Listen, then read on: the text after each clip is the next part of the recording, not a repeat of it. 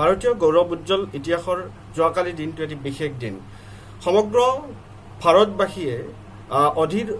আগ্ৰহেৰে ৰৈ থকা যি বিষয়, যি ৰাম মন্দিৰ স্থাপনৰ যি সংকল্পবদ্ধ লোৱা হৈছিলে তাক বাস্তৱত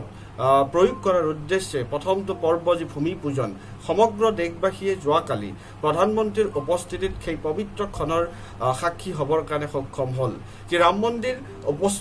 মন্দিৰ স্থাপন, যি অযোধ্যা বিবাদ, এটা সুদীৰ্ঘ ইতিহাস ইয়াৰ লগত কি হৈ আছে, সন্নিৱিষ্ট হৈ আছে। এই সুদীৰ্ঘ ইতিহাস সন্দৰ্ভত কিছু কথা আজি এই ভিডিঅ'টোৰ জৰিয়তে ক'বৰ কাৰণে যত্ন কৰিম। যি অযোধ্যা বিবাদ ইমান বছৰ জুৰি চলিছিল, কিহৰ কাৰণে হৈছিলে, এই সমগ্ৰ বিষয় ক'বৰ কাৰণে যত্ন কৰিম। চন 1526 বাবৰে সেইখিনি সময়ত ভাৰতবৰ্ষ আক্ৰমণ কৰিছিলে আৰু 1528 খ্ৰীষ্টাব্দত মীৰ বখতীৰ নেতৃত্বত অযোধ্যাত এটা মছজিদ নিৰ্মাণৰ কাৰণে তেওঁলোকে প্ৰস্তুতি আৰম্ভ কৰিছিলে, যি মছজিদ পৰৱৰ্তী পৰ্যায়ত বাবৰি মছজিদ হিচাপে নামকৰণ কৰা হৈছিলে। বিভিন্ন হিন্দু শাস্ত্ৰ বা বিভিন্ন হিন্দু কিতাপ পত্ৰত, ধৰ্মীয় গ্ৰন্থত ইতিমধ্যে উল্লেখিত হৈ আছে যে যি ভগৱান শ্ৰীৰামৰ যি জন্মস্থান হ'ল অযোধ্যা, সেই অযোধ্যাতে এটা সময়ত মেডিভেল পিৰিয়ডত কি কৰা হৈছিলে, ৰামৰ মন্দিৰ বনোৱা হৈছিলে, যিটো অসংখ্য হিন্দু সমাজৰ বাবে পূজাৰ স্থলী হিচাপে কি হৈছিলে, পৰিগণিত হৈছিলে। কিন্তু পৰৱৰ্তী পৰ্যায়ত বাবৰে যেতিয়া ভাৰতবৰ্ষ আক্ৰমণ কৰিছিলে, সেই ঠাইতে কি কৰিছিলে, অযোধ্যাত সেই মন্দিৰক ভাঙি তাৰ ঠাইত কি কৰা হৈছিলে, মছজিদ বনোৱা বুলি কি কৰা হয়, বিভিন্ন সময়ত বিভিন্ন কিতাপ পত্ৰ বা বিভিন্ন ইতিহাসবিদ ব্যক্তিসকলৰ পৰা আমি শুনিবলৈ পাই আহিছোঁ। কিন্তু কথা হ'ল, এই যি 1528 খ্ৰীষ্টাব্দত যি মছজিদ, বাবৰি মছজিদৰ নিৰ্মাণ কাৰ্য আৰম্ভ হ'ল 1528 খ্ৰীষ্টাব্দৰ পৰা 1853 খ্ৰীষ্টাব্দলৈকে প্ৰায় 350 বছৰৰো অধিক সময় কোনো ধৰণৰ বিবাদ নোহোৱাকৈ এটা সময় কি কৰিছিলে, বাবৰি মছজিদে অতিক্ৰম কৰিছিলে। চন 1853 খ্ৰীষ্টাব্দত প্ৰথমবাৰৰ বাবে কি হৈছিলে,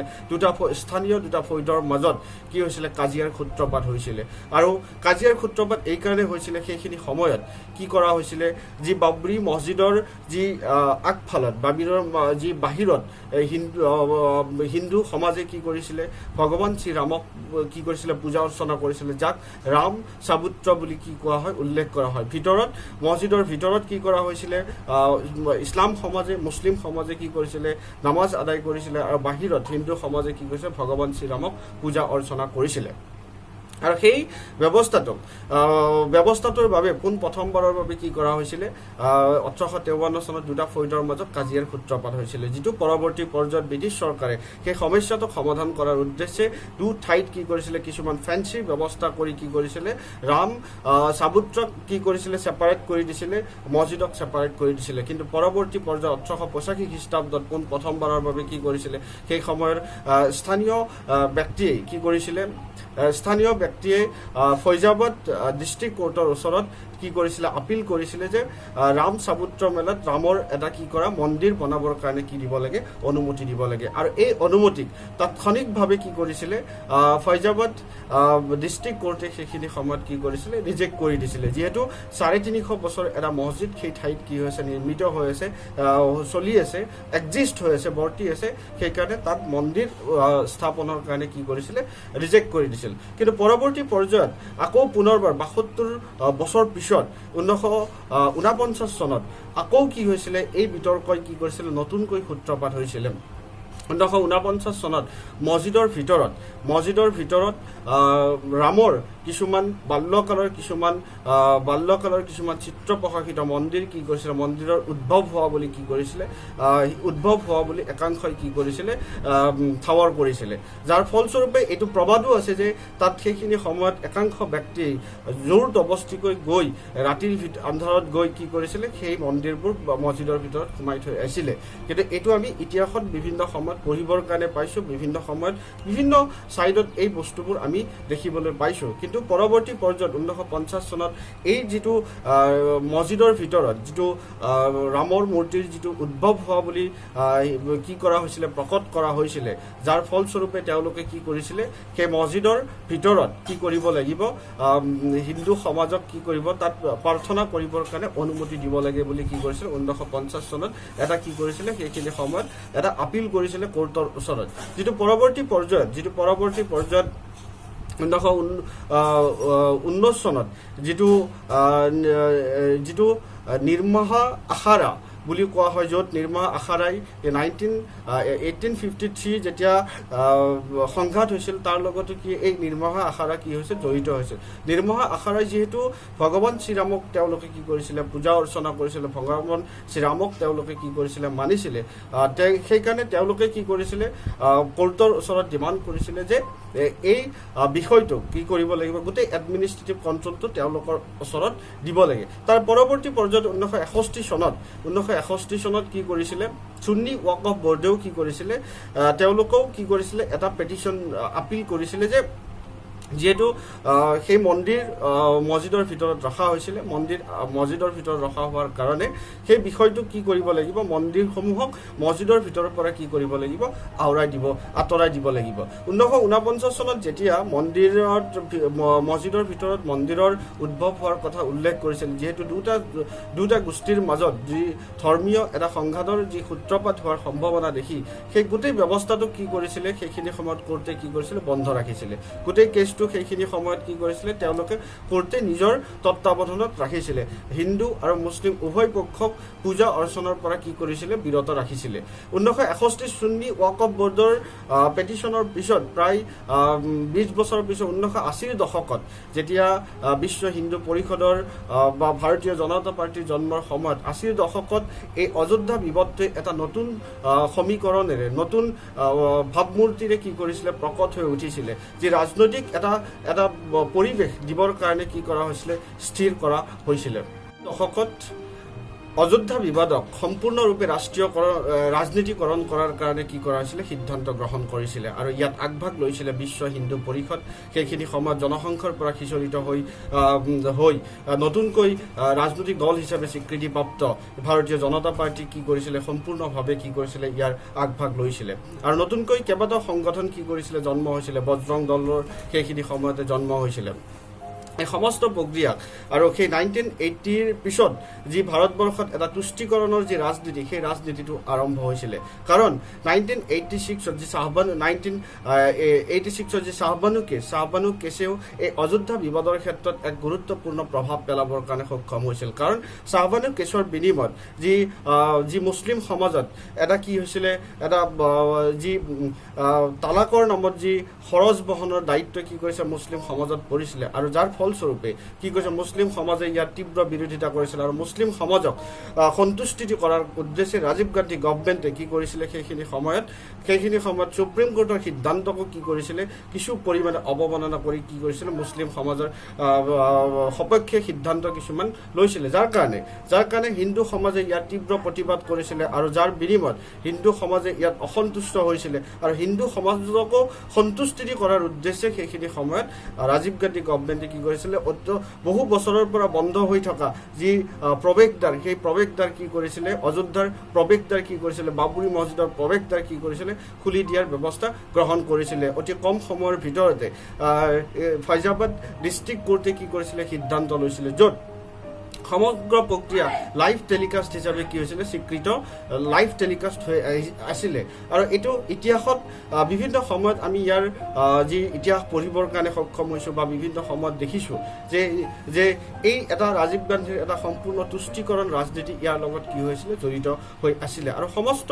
সমগ্ৰ প্ৰক্ৰিয়াটোৱে তেতিয়াৰ পিছৰ পৰা কি হৈছিলে, এটা নতুন গতি লাভ কৰিবৰ কাৰণে সক্ষম হৈছিল। 1989 চনত যেতিয়া VP সিং বিশ্বনাথ প্ৰধানমন্ত্ৰী হৈ আছিলে, সেইখিনি সময়তো কেইবাবাৰো এই বাবৰি মছজিদটোৰ যি ডিছপুট এৰিয়া আছিলে, 2.77 ডিছপুট এৰিয়া আছিলে আৰু তাৰ উপৰিও সমস্ত অযোধ্যাৰ যি 67 একৰ্ছ মাটি সন্নিৱিষ্ট হৈ আছিলে, সেইখিনি এলেকাত সেই 1989 চনত সেইখিনি সময়ত বিজেপিৰ ৰাষ্ট্ৰীয় সভাপতি আছিল এল কে আদৱানীৰ নেতৃত্বত কেইবাবাৰো কি হৈছিলে ৰথ যাত্ৰা কি কৰা হৈছিলে গ্ৰহণ কৰা হৈছিলে আৰু সেই ৰথ যাত্ৰাৰ সময়ত তেওঁলোকে এনেকুৱা কিছুমান ইনিচিয়েটিভ লৈছিল যাক তেওঁলোকে কি কৰ সেৱা বুলি কোৱা হয়। কৰ সেৱাৰ উদ্দেশ্য হৈছে যিসকলে যি ৰাম মন্দিৰ বনোৱাৰ উদ্দেশ্যে যিসকলে বিভিন্ন ভলেণ্টাৰী তেওঁলোকে কি কৰিব পাৰে বিভিন্ন বয় বস্তু তেওঁলোকে মন্দিৰ বনোৱাৰ কাৰণে কি কৰিব দিব পাৰে আৰু যিটো বস্তু 1989ত এলাহাবাদ হাইকোৰ্টে বাবৰি মছজিদ সন্দৰ্ভত সেই ডিছপুট এৰিয়া সন্দৰ্ভত থকা সমস্ত কেছ তেওঁলোকে একত্ৰিত কৰি সমগ্ৰ ব্যৱস্থাটোক তেওঁলোকে কি কৰিছিল পুনৰ চাই এণ্ড কিউ বুলি যি ব্যৱস্থা তেওঁলোকে কি কৰিছিলে মেইনটেইন কৰাৰ কাৰণে কি কৰিছিলে সিদ্ধান্ত গ্ৰহণ কৰিছিল য'ত মুছলিমসকল হওক হিন্দুসকল হওক ডিছপুট এৰিয়াটো যেতিয়ালৈকে সমস্যাটোৰ সমাধান নহয় তেতিয়ালৈকে কোনো তাত কি কৰিব নোৱাৰে পাৰ্মানেণ্ট কি কনষ্ট্ৰাকশ্যনৰ কাম কোনো কৰিব নোৱাৰিব। ইতিমধ্যে এলাহাবাদ হাইকোৰ্টৰ এই সিদ্ধান্তকো অৱমাননা কৰি বিভিন্ন হিন্দু সংগঠনে ইয়াৰ বিৰুদ্ধে কি কাৰ সভা কি কৰিছিলে প্ৰগ্ৰেম কি কৰিছিলে গ্ৰহণ কৰিছিল য'ত ভাৰতবৰ্ষৰ বিভিন্ন প্ৰান্তৰ পৰা কি কৰিছে বিভিন্ন ধৰণৰ ইটা শিলগুটি কি কৰিছিলে মন্দিৰ বনোৱাৰ নামত মানুহে কি কৰিছিলে অৰ্পণ কৰিছিলে আৰু পৰৱৰ্তী পৰ্যায়ত ৰথ যাত্ৰাৰ সময়ত ৰথ যাত্ৰা প্ৰথমবাৰৰ বাবে কি কৰিছিলে সেইখিনি সময়ত এল কে আদৱানীৰ নেতৃত্বত সোমনাথ মন্দিৰৰ পৰা কি কৰিছিলে ৰথ যাত্ৰাৰ প্ৰায় 10,000 কিলোমিটাৰ যাত্ৰাৰে ৰথ যাত্ৰা এমহীয়া সময়েৰে কি কৰিছে ৰথ যাত্ৰাৰ কাৰ্যসূচী আৰম্ভণি কৰিছিলে আৰু সেই ৰথ যাত্ৰা পোনপ্ৰথমবাৰৰ বাবে ৰথ যাত্ৰাক বাধা দিবৰ কাৰণে সক্ষম হৈছিল সেইখিনি সময়ত বিহাৰৰ মুখ্যমন্ত্ৰী লালু প্ৰসাদ যাদৱে কাৰণ লালু প্ৰসাদ যাদৱে তাৎক্ষণিকভাৱে এল কে আদৱানীক গ্ৰেপ্তাৰ কৰাইছিলে আৰু গ্ৰেপ্তাৰ কৰি কি কৰিছিলে এই ৰথ যাত্ৰা বন্ধ কৰিবৰ কাৰণে সক্ষম হৈছিল। পৰৱৰ্তী পৰ্যায়ত 30 অক্টোবৰত কি হৈছে মুলায়ম সিং যাদৱে কাৰ সেৱাৰ বিভিন্ন সদস্যৰ ওপৰত কি কৰিছিলে গুলী বৰ্ষণ কৰি সেই ব্যৱস্থাটোক কি কৰিছিলে প্ৰিভেণ্ট কৰিবৰ কাৰণে বাধা হৈছিলে কিন্তু পৰৱৰ্তী পৰ্যায়ত পুনৰ যেতিয়া বিশ্ব যি সময়ত Biswanath VP Singh prime minister হৈছিলে সেই ভিপি সিঙক সমৰ্থন একে সময়তে লালু প্ৰসাদ যাদৱেও দিছিলে একে সময়তে বিজেপিও কি কৰিছিলে বাহিৰৰ পৰা সমৰ্থন দিছিলে আৰু বিজেপিয়ে লগ কি কৰিছিলে তাৎক্ষণিকভাৱে কি কৰিছিলে তেওঁলোকৰ সমৰ্থন ঘূৰাই লৈছিলে আৰু ভিপি সিঙৰ চৰকাৰ কি হৈছিলে চৰকাৰ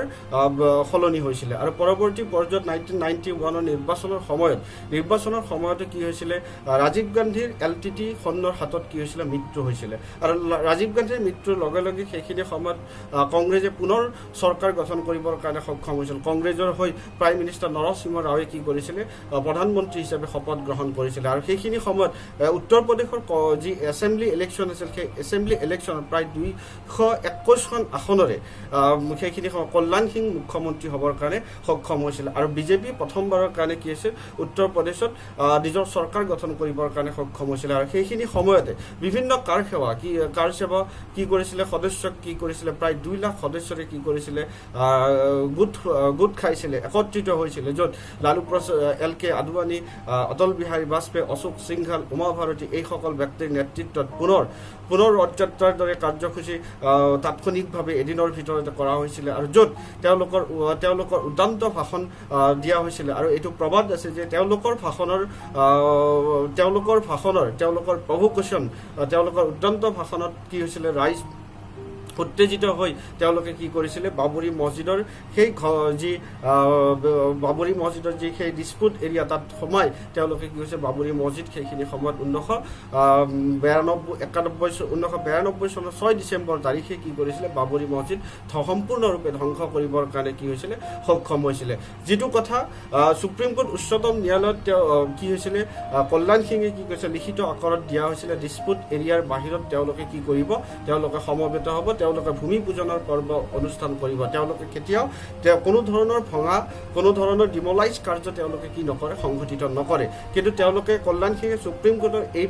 এই সিদ্ধান্তক তেওঁলোকে কি কৰিছিলে অৱমাননা কৰিবৰ কাৰণে সক্ষম হৈছিল যাৰ ফলস্বৰূপে পৰৱৰ্তী পৰ্যায়ত কল্যাণ সিঙে কি কৰিছিলে তেওঁলোকে অতি কম তাৎক্ষণিকভাৱে তেওঁ কি কৰিছে ৰাতিৰ ভিতৰতে তেওঁ নিজেই কি কৰিছিলে চৰকাৰৰ পৰা ৰিজাইন দিছিলে আৰু তেওঁলোকৰ চৰকাৰ কি কৰিছিলে ভাঙি গৈছিলে আৰু সমস্ত প্ৰক্ৰিয়া কি কৰিছিলে আইনী প্ৰক্ৰিয়াৰ মাজত আকৌ পুনৰ সোমাই যাবৰ কাৰণে সক্ষম হৈছিলে। ইতিমধ্যে 2003 চনত আৰ্কিঅলজিকেল ছাৰ্ভে অফ ইণ্ডিয়াই যি ৰিপৰ্ট দিছিলে, আৰ্কিঅলজিকেল ছাৰ্ভে কি কৰা হৈছিলে, সুপ্ৰিম কোৰ্টে খনন কাৰ্যৰ কাৰণে কি কৰিছিলে, অনুমতি দিছিল, য'ত যে মছজিদৰ তলত যে ৰাম মন্দিৰৰ কেনেকুৱা ধৰণৰ বয় বস্তু পোৱা যায় সেই সন্দৰ্ভত তেওঁলোকক এক্সকেভেশ্যন কৰিবৰ কাৰণে অনুমতি দিয়া হৈছিলে। আৰু আৰ্কিঅলজিকেল ছাৰ্ভে 2003 চনত যেতিয়া ৰিপৰ্ট ছাবমিট কৰিছিলে, সেই ৰিপৰ্ট অনুসৰি তেওঁলোকে ৰাম মন্দিৰৰ কোনো তাৎক্ষণিক প্ৰমাণ যদিও পোৱা নাছিলে, কিন্তু তেওঁলোকে এইটো পোৱা বুলি তেওঁলোকে কৈছিল যে হিন্দু সমাজৰ লগত, হিন্দু ধৰ্মৰ লগত জড়িত বিভিন্ন পিলাৰ্ছ তেওঁলোকে কি কৰিছিলে, সেইখিনি সময়ত তলৰ পৰা কি কৰিবৰ কাৰণে, উদ্ধাৰ কৰিবৰ কাৰণে সক্ষম হৈছিলে। পৰৱৰ্তী পৰ্যায়ত 2010 চনত হাইকোৰ্টে কি কৰিছিলে, এটা ৰায় দিবৰ কাৰণে সক্ষম হৈছিল, যিটো ৰায়ত সুন্নী ৱাকফ বোৰ্ড, নিৰ্মাহী, আখাৰা, ৰাম, চাবুত্ৰা এই তিনিটা এলেকাত কি কৰিছিলে, ভূমিসমূহ কি কৰিছিলে, ভগাই দিবৰ কাৰণে সক্ষম হৈছিল। মেইন ডিছপুট এৰিয়া যিটো আছিলে, সেইটো ৰাম চাবুত্ৰক দিবৰ কাৰণে সক্ষম হৈছিলে, আৰু বাকীখিনি সুন্নী ৱাকফ বোৰ্ড আৰু নিৰ্মাহী, আখাৰা এইখিনিৰ মাজত কি কৰিছিলে, বিতৰণ কৰিছিলে। কিন্তু এই সিদ্ধান্তটোত কোনো ধৰণৰ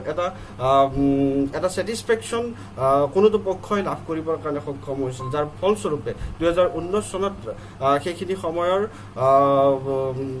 উচ্চতম ন্যায়ালয়ৰ মুখ্য আদেশ ডক্টৰ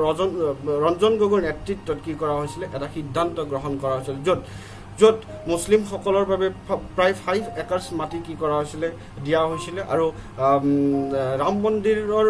স্থাপনৰ বাবে বাকী মাটিখিনি কি কৰা হৈছিলে, দুটা পক্ষৰ মাজত কি কৰা হৈছিলে, ডিষ্ট্ৰিবিউট কৰা হৈছিলে। ইতিমধ্যে সমগ্ৰ প্ৰক্ৰিয়া সুপ্ৰিম কোৰ্টৰ এই সিদ্ধান্তক সমগ্ৰ ভাৰতবাসীয়ে, হিন্দু হওক মুছলিম হওক, আঁকোৱালি লৈছে। সমগ্ৰ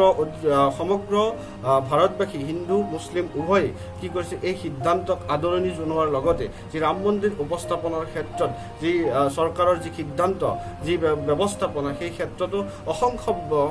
সমূহ ব্যক্তিত্বই কি কৰিছে, ইয়াক সমৰ্থন কৰাৰ লগতে পৰৱৰ্তী পৰ্যায়ত যি ৰামৰ যি আদৰ্শ, সেই ৰাম মন্দিৰ তৈয়াৰৰ লগতে ৰামৰ যি আদৰ্শ, সেই আদৰ্শ যাতে সমগ্ৰ ভাৰতবৰ্ষত, সমগ্ৰ বিশ্বত বিয়পি পৰে, এই ভাতৃত্ববোধ সৃষ্টি হয়, এটা বিলাপ প্ৰীতিৰ ঐক্য, ইউনিটি যাতে সৃষ্টি হয়, এই সমগ্ৰ ব্যৱস্থা এটাৰ যাতে কি হয়, বহিঃ প্ৰকাশ ঘটে। সদশেষত